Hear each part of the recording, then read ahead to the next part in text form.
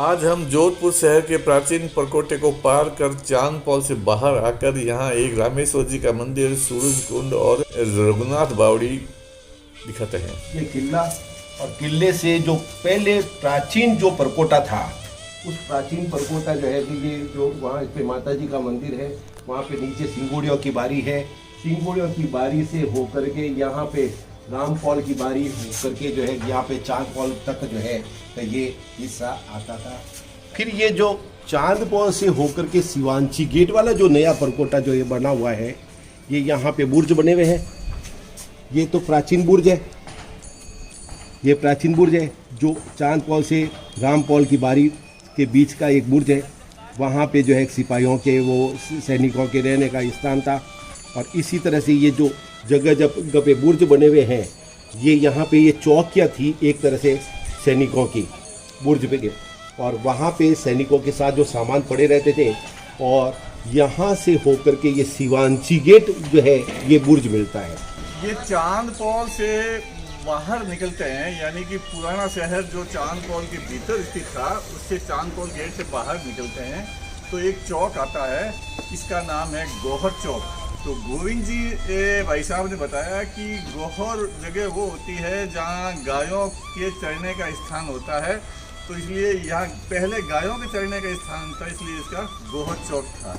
आज भी गायें चरती है, सवेरे जो है लगभग 40-50 गायें सवेरे जो है तो यहाँ पर चारा डालते हैं।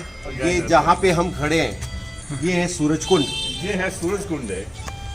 महाराजा सूर सिंह जी ने विक्रम संवत 1672 में इसको बनवाना शुरू किया और 1676 में इसका काम पूरा हुआ। 4 साल तक जो है तो ये जो है बावड़ी बनी और ये कुंड बना।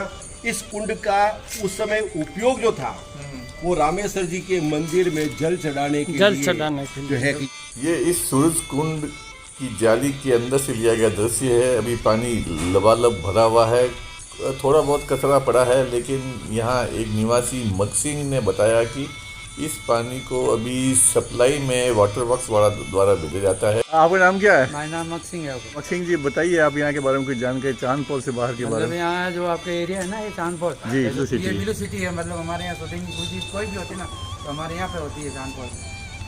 जैसे वो अभी कुरकुरा की शूटिंग हुई थी ना अभी। ये जो सूरजकुंड है, इसका पानी का क्या होती है जी हमारे चांद पॉल में पूरी? अच्छा, सप्लाई होती है चांद पॉल में? मोटर चल रही है पीछे। अच्छा, चांद पॉल की सप्लाई है। तो इसी से सप्लाई 12 घंटा सप्लाई चलती है। अच्छा, 4 घंटा पानी आता है कायलाना का। अच्छा, अब पीने के लिए अलग आता है, बाकी पानी ये चलता है। पीने का ही काम में लेता हूँ। इस सूरजकुंड के पीछे ही रामेश्वर सिद्धपीठ का मंदिर है। ये सीढ़ियाँ उस मंदिर की ओर जाती है। अब हम उस मंदिर की तरफ जा रहे हैं। रामेश्वर सिद्धपीठ, चांद पॉल के बाहर, गोहर चौक, जोधपुर।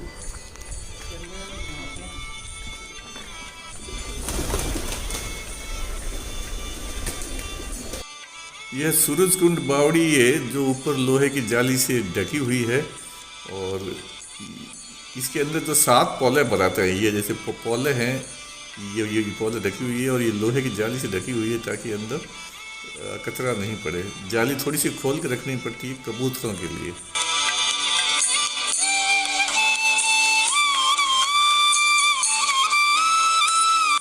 इस रामेश्वर पीठ के पंडित जी आपको इस बावड़ी के बारे में कुछ बता रहे हैं। महाराज का थान है। ये बावड़ी ईंटों से बनी हुई है? ईंटों से बनी हुई है, उल्टी छतें वगैरह सब ईंटों से बनी हुई है।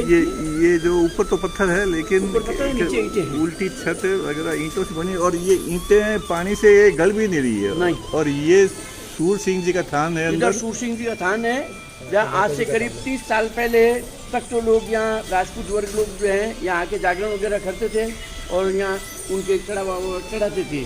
अब कालांतर में थोड़ी परंपरा कम हो गई है, इसलिए कम आते हैं। और इस सूर्य कुंड से किले के अंदर भी रास्ता जाता है और मंदिर के अंदर भी रास्ता है, और पीछे हमाम जो रानियाँ स्नान करने आती थी वहाँ पे भी रास्ता है। और इसका छोटा सा एक रूप आपको मैं दिखा भी दूँ। यहाँ मोहन रास्ता कुंड मोहन आवे और इन्हें पौड़िया नीचे, जस्ट इन पौड़िया नीचे वो अब ये कालांतर में लोग बंद कर दियो। ये सामने जो बारी लग रही है आपको, ये बारी नहीं है, पीछे हमाम के अंदर जाने का रास्ता है। ढूंढी है।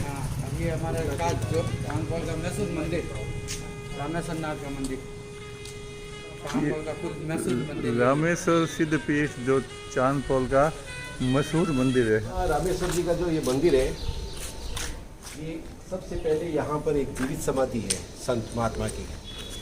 इन संत महात्मा ने जो है कि रामेश्वर जी का ये लिंग जो है वहाँ से ऋषिकेश से लेकर के आए थे, और उसमें 2 महात्माओं को ये जिम्मेदारी दी गई थी, और दोनों महात्मा जो है लेकर के आए। एक शिवलिंग ये पहले लेकर के आ गए तो यहाँ पे स्थापित हो गया। दूसरा हमारे पुष्करणा ब्राह्मणों की कुल देवी है यहाँ पे उष्टवाहिनी माता, माँ सारिका।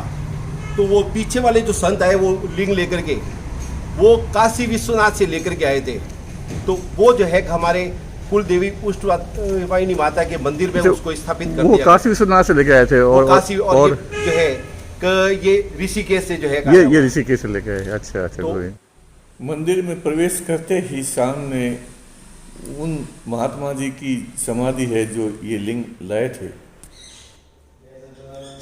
ओम महाराज ये लिंग लेकर के आए थे, उन्होंने स्थापित करवाया था, और उन्होंने फिर यहीं पर जो है एक समाधि ली थी, और उनकी ये जीवित समाधि जो है कही जाती है, और अभी भी चमत्कारिक जो है ये समाधि है, मनवांछित फल देने वाली है। जय हो।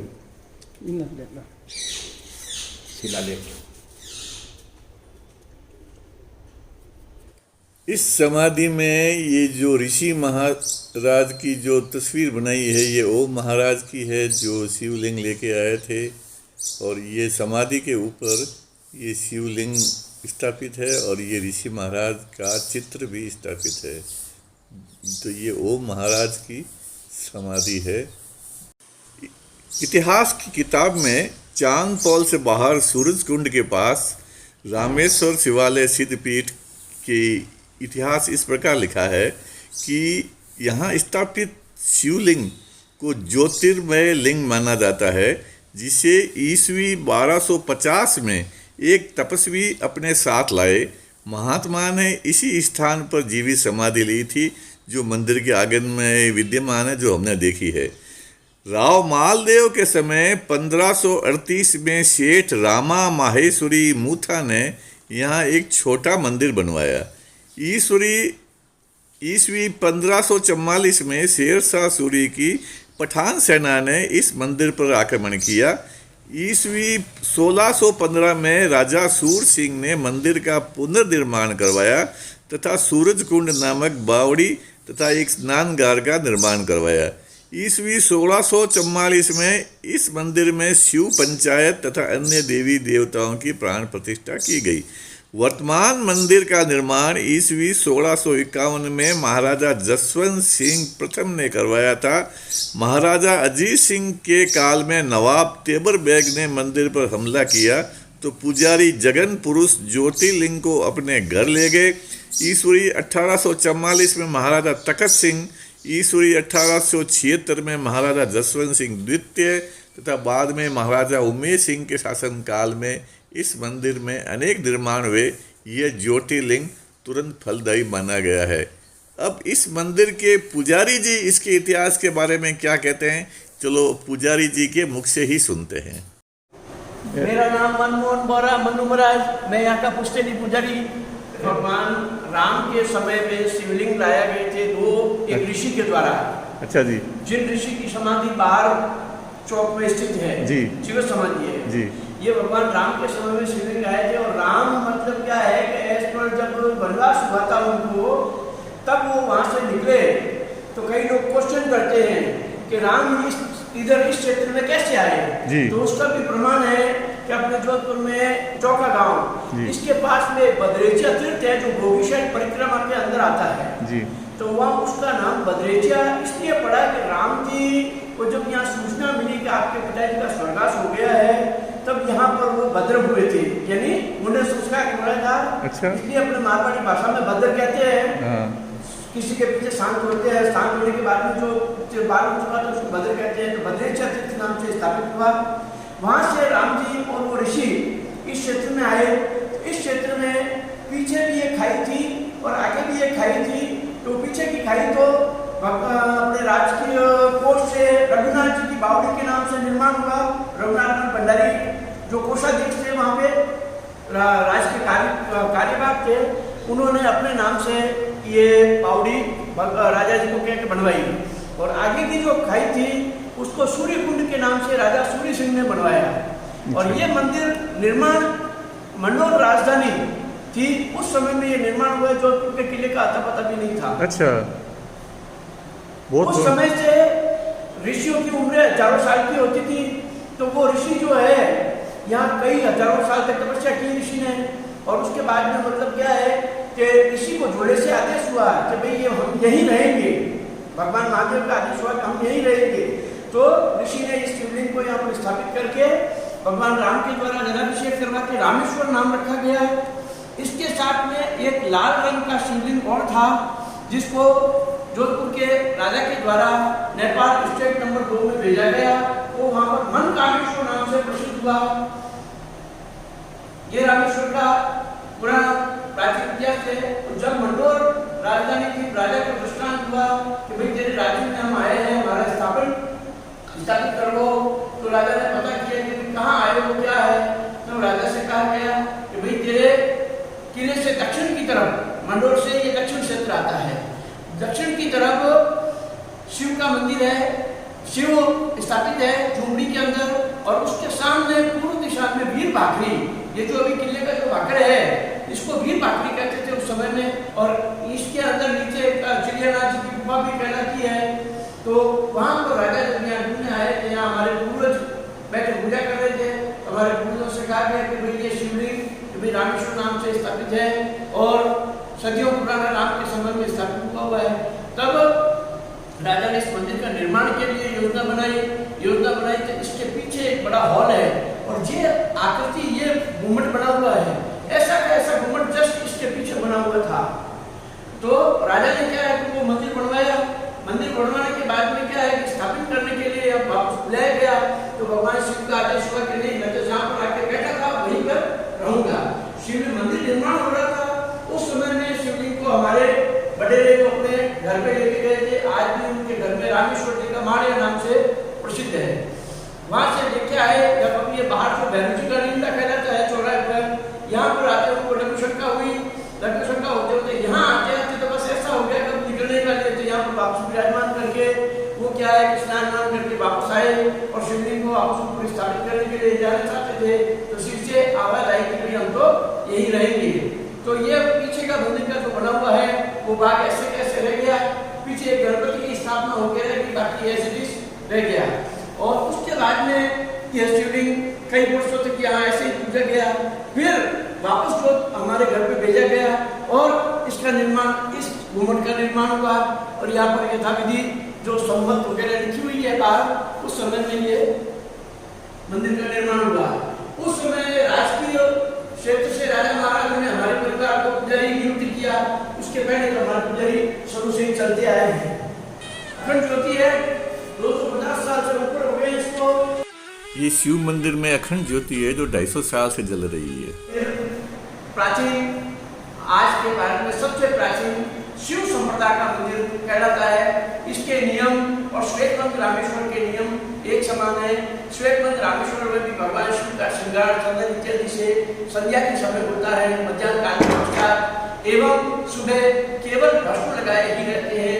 शिव संप्रदाय के अंदर ये मंदिर में गृहस्थी पुजारी पूजा करते हैं और नाथ संप्रदाय में नाथ संप्रदाय के नागा पुजारी पूजा करते हैं। इसलिए परंपरा से आज तक भगवान राम के समय से हमारे वंशज इसकी पूजा करते आए हैं और आगे भी भगवान की कृपा से करते हैं। शैव संप्रदाय का जोधपुर में पहला मंदिर है, जोधपुर की धरती पर, राजस्थान की धरती पर पहला मंदिर, प्राचीन मंदिर। और एक और जानकारी हम चाहेंगे, हाँ जी, यहाँ पे मैंने सुना है कि मणि दर्शन भी होता है। मणि दर्शन होता है, वो शिवरात्रि की सुबह होता है, मणि आधा घंटे के लिए।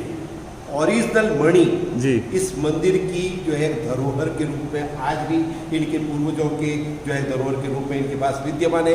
और शिवरात्रि के दूसरे दिन सवेरे, शिवरात्रि के दिन सुबह, शिवरात्रि के दिन सवेरे 5 बजे के लगभग जो है आधा घंटे का टाइम पीरियड, आधा घंटे में जो है वो मणि दर्शन जो है होता है। तो बहुत भीड़ होती होगी उसे, मतलब उस समय नहीं एडवर्टाइज नहीं करते हैं, नहीं करते। अच्छा, वो केवल कुछ लोगों को ही जानकारी है। मणि यहाँ पर है, ओरिजिनल नागमणि जो है वो इनके पास में धरोहर के रूप में विद्यमान है। वर्तमान शिवालय के पीछे हम गए तो एक मंदिर का हॉल दिखा, उसके ऊपर टीन की छत थी, गुंबद नहीं था। तो हमने पुजारी से गुंबद के बारे में पूछा तो बताया गुंबद क्या है कि राजा महाराजाओं के लड़ाइयाँ होती थी तोपों से, गोलों से, उस दौरान ये बीच वाला गुंबद गिर गया था। अच्छा, उस दौर गिर गया है इसलिए ये रह गया। और जो अभी हमने देखा शिव मंदिर, वो प्राचीन मंदिर था। प्राचीन बना तो प्राचीन ये था, ये वाला गुंबद और ये स्थान जो है शिखर हॉल बना था, लेकिन शिव की इच्छा यहाँ पे नहीं थी विराजने की। शिव तो उस समय से जब राजा राम के द्वारा अभिषेक हुआ था तो वो नीचे ही हुआ था, इसलिए शिव ने ये दर्शाया कि मेरे को तो यहीं बैठना है, इसलिए ये ऊपर का मंदिर सिर्फ गणपति स्थापन होने के बाद में रह गया और वापस नीचे का मंदिर निर्माण हुआ, उसमें शिव की स्थापना हुई। इस बात से ऐसा ही लगता है कि शेरशाह सूरी के सिपाहियों ने जब इस मंदिर को तोड़ा और पुजारी जी शिवलिंग अपने घर ले गए थे, फिर नया मंदिर बनने के बाद में पुजारी जी ने उस शिवलिंग को लाकर के नए स्थान पर रखा। ये जो गुंबद है ये इको साउंड का है। यहाँ बैठ करके ओम का जाप करो तो इसमें वाइब्रेशंस आपके ऊपर आते हैं। 1 मिनट मैं बोल के दिखाता हूँ।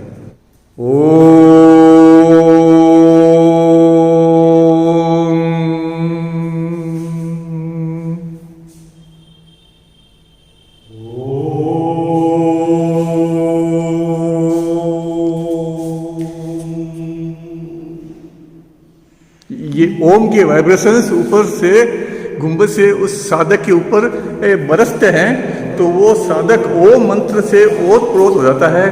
अब यहाँ भगवान गणपति जी की मूर्ति विराजित है। तो आज हमने जोधपुर में चांद कौल से बाहर रामेश्वर जी की सिद्ध पीठ के दर्शन किए। यहाँ के पुजारी जी बोहरा जी ने बहुत अच्छी जानकारी दी और ये हिस्टोरिकल मंदिर है, शैव संप्रदाय का सबसे पुराना मंदिर है। और इसमें कहते हैं कि शिवरात्रि के प्रथम दिन में सुबह मणि दर्शन के ही होते हैं, तो कभी मौका मिलेगा तो मणि दर्शन जरूर करेंगे सब। मंदिर की छत से इस मंदिर की संरचना पूरी स्पष्ट होती है। जो ये पीछे बड़ा गुंबद है वो गर्भगृह रहा होगा, इसके बाद बीच में जो है वो टीन शेड वो मंडप रहा होगा और आगे जो ये गुंबद है ये इसका प्रवेश द्वार रहा होगा। ये पहले रानियों का स्नानघर था, इसको हमाम कहते थे उस समय में। और इसका रास्ता सूर्य कुंड के अंदर, इसका रास्ता किले के अंदर भी जाता है। वो किले का रास्ता गुप्त है, पता नहीं लगता है लोगों को, इसलिए। और ये जो हमाम है वो स्नानघर के रूप में थे। इसके अंदर चूने की कुंडियाँ बनी हुई थी और कालांतर में उसके ऊपर जब ये आंधियों की मिट्टी जाके जमने लगी तो इसको लोगों ने क्या है व्यायामशाला अखाड़े के रूप में इसको ले लिया। अच्छा। और अखाड़े के रूप में इसको चलाते हैं। जी जी, थैंक। मंदिर से बाहर निकलते ही आसपास के घरों के ऊपर ये हनुमान लंगूरों का एक ट्रुप देखा। इस ट्रुप की संरचना भी अपने आप में विशिष्ट होती है। इस ट्रुप में ये जो सबसे ऊपर बैठा रहता है ये ट्रुप लीडर होता है और बाकी सब मादाएं और छोटे इन्फेंट बच्चे होते हैं। इस ट्रुप की संरचना के बारे में भी एक यहाँ जोधपुर के मोहनोज साहब जूलॉजी के प्रोफेसर थे, उन्होंने काफ़ी अध्ययन किया था और उन मोहनोज साहब के पास में हमारे ये जुगल किशोर जी गज्जा ने भी काफ़ी स्टडी की है। तो इसके बारे में सही जानकारी आपको जुगल किशोर जी गज्जा देंगे, आप इन्हीं के मुंह से सुनिए। इंडिया में, भारत में इसकी 3 तरह की ग्रुप पाए जाते हैं। यूनिमेल बाइसेक्सुअल ग्रुप, जिसमें एक नर होता है, बाकी फीमेल्स होगी, और इन्फेंट और जुवेनाइल स्टेज आएगी। इन्फेंट स्टेज वो होती है जिसमें पेट से चिपके रहते हैं। जुवेनाइल स्टेज वो आती है जो उछल कूद करते हैं ग्रुप के साथ। लेकिन मेल कभी नहीं चाहेगा कि मेरे मेल ग्रुप के अंदर कोई मेल तैयार हो। तो 2 तरह के प्रोसेस होते हैं, या तो जो जुवेनाइल मेल है वो ग्रुप छोड़ के भाग जाता है, और मैंने सेकंड बताया ऑल मेल ग्रुप का निर्माण करता है, या फिर ये जो ग्रुप लीडर होता है वो जुवेनाइल मेल को मार डालता है। अब काफ़ी टाइम तक ये जो ग्रुप लीडर है अपना ग्रुप का एंजॉय करेगा, प्रोटेक्शन करेगा, सब कुछ करेगा, लेकिन ये भी कभी बुढ़ा होता है। तो ऑल मेल ग्रुप से कोई ग्रुप लीडर आके इसको किक आउट करता है ग्रुप लीडर और को। ये जाके और मेले मिल जाता और होगा। ये जो ग्रुप लीडर है इसको सॉलिटरी मेल कहते हैं, अकेला मेल। तो फिर ये जिंदगी में और अकेला रहता ये है। कोई भी ग्रुप में जाके एडजस्ट नहीं होता, लाइफ लॉन्ग वो रेस्ट ऑफ द लाइफ अच्छा। एक आलसी और इनएक्टिव की तरह अपनी लाइफ। बहुत बहुत बढ़िया जानकारी दी गई। श्री गज्जा जी ने यह भी बताया कि इस हनुमान लंगूर को कभी टैम नहीं किया जा सकता है, इसको कोई मदारी या सर्कस में इसे काम नहीं करवाया जा सकता। ये इस हनुमान लंगूर की खास बात है। इस प्राचीन शिव मंदिर के पीछे एक बावड़ी आई हुई है जिसको रघुनाथ बावड़ी कहते हैं। इस रघुनाथ बावड़ी का निर्माण रघुनाथ मलजी भंडारी ने करवाया था, बताते हैं। इस बावड़ी के पास में एक ये स्तंभ है जिसके चारों तरफ भगवान जी की मूर्तियाँ उकेरी गई है। ये स्तंभ आपको हर निर्माण के पास मिल जाएंगे। इसके बारे में जानकारी आपको गोविंद जी पुरोहित बताएंगे। जो बनाते हैं उनका शिलालेख यहाँ पे खुदा हुआ है। रघुनाथ वल भंडारी थे। ये प्राचीन शिलालेख अब धीरे धीरे ये नष्ट होता जा रहा है। अच्छा। रघुनाथ वल जी भंडारी ने रामेश्वर जी के मंदिर के पीछे ये जो है खाई थी, इस खाई को खुदवा करके उन्होंने जो है बावड़ी बना दी। रघुनाथ जी की जो है बावड़ी के नाम से जो है ये बावड़ी बनवाई। और ये बावड़ी जो है वो अभी तो पूरी बनी हुई है। लगभग 100 फीट लंबी जो है तो ये बावड़ी है और लगभग 20 फीट चौड़ी जो है ये बावड़ी है। ये रघुनाथ जी भंडारी के द्वारा बनाई हुई ये बावड़ी रामेश्वर नाथ मंदिर के जस्ट पीछे, आगे तो सूरजकुंड और पीछे बावड़ी। और अभी वर्तमान समय में जब मृतक स्नान जो होती है, जब दाह संस्कार के बाद दाह संस्कार के पश्चात लोकाचार जा करके जो है तो लोग आते हैं और यहाँ पर स्नान करने के पश्चात जो है तो यहाँ से विसर्जन होता है। तो आज के आनंद की जय। दोस्तों, यदि वीडियो पसंद आए तो सब्सक्राइब और शेयर जरूर करें। नमस्कार।